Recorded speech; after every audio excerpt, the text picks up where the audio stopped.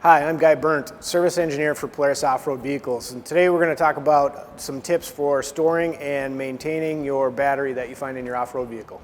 As you can see with the batteries behind me, there are a lot of different ways a battery can look, and there are a lot of different battery types as well, and we'll try to touch base on all of those topics. I would like to start off with a few simple battery maintenance tips that apply to any type of battery. Make sure the battery connections are tight. This will reduce voltage drop across the connection and ensure a reliable connection between the vehicle and the battery. Batteries will self-discharge more quickly when dirty. Periodically wash the terminals with a solution of 1 tablespoon baking soda to 1 cup water. Rinse well with tap water and dry off with a clean shop towel. Coat the terminals with dielectric grease or petroleum jelly. Remember to remove the battery from vehicles stored 1 month or longer and store them in a cool, dry location. A fully charged battery stored in hot ambient temperatures will self-discharge at a faster rate than at cool temperatures. If you're storing your battery in a cold location, make sure it's got a full charge first. Storing a battery in a cold location will allow it to freeze more rapidly. Also, hook up the battery charger every 30 to 60 days to make sure it is ready for the next ride.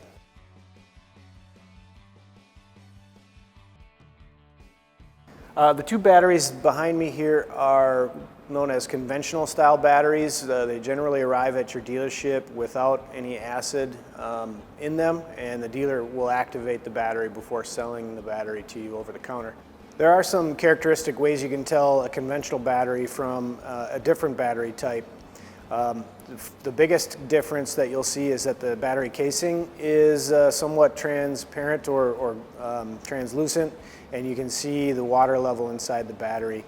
There's also some lines on the battery case for the water fill level should you have to top off the battery at any point during this service life.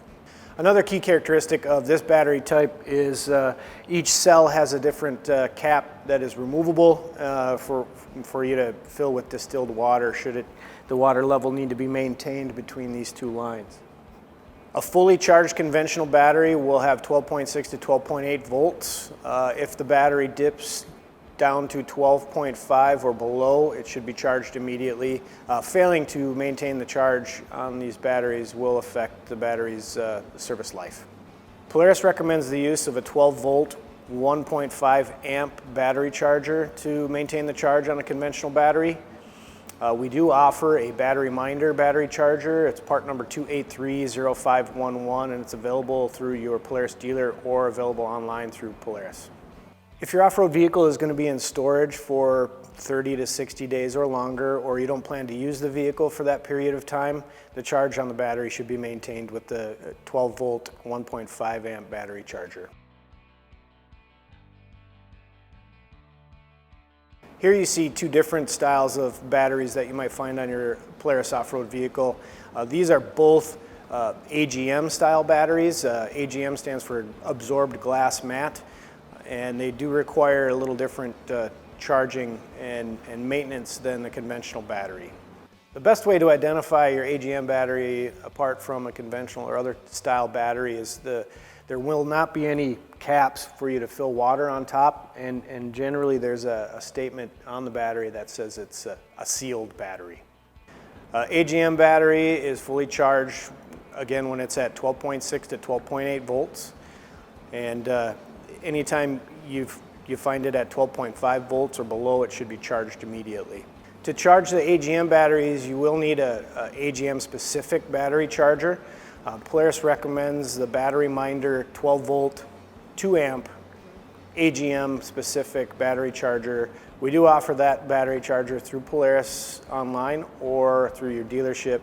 The part number is 2830438.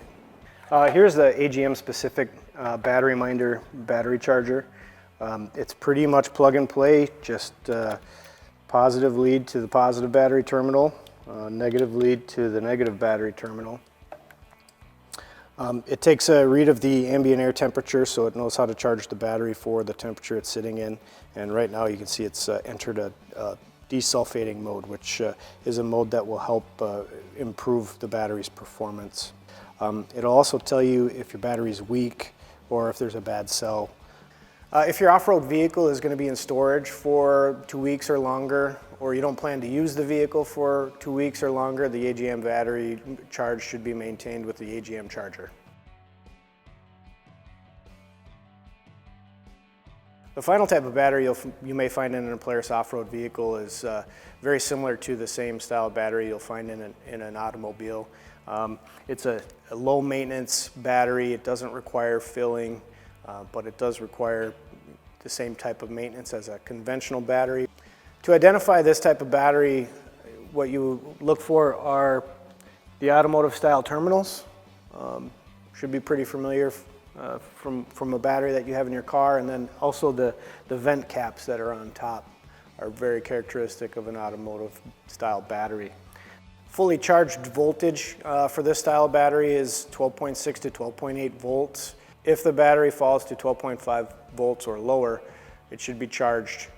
The maximum charging output of your charger should be 1/10 of the battery's amp hour rating.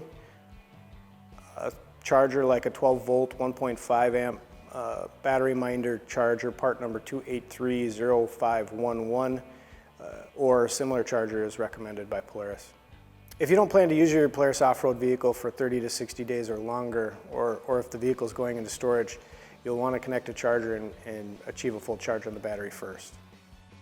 If the charger fails to initiate its charging cycle, it is possible the battery voltage has dropped below the threshold recognized by the charger. Oftentimes, deeply discharged batteries can be restored by using a fully charged battery to jumpstart in the same way that you would jumpstart the battery in a vehicle. To do this, carefully connect the two batteries' positive terminals, then the negative terminals using jumper cables. Connect the recommended battery charger to the low battery and initiate the charging sequence. After the charging sequence has initiated, the charged battery can be disconnected. Always disconnect the fully charged battery positive cable first, followed by the low battery positive cable, the low battery negative cable, and then finally the fully charged battery negative cable. Remember to let the charger complete its charging cycle before using the restored battery.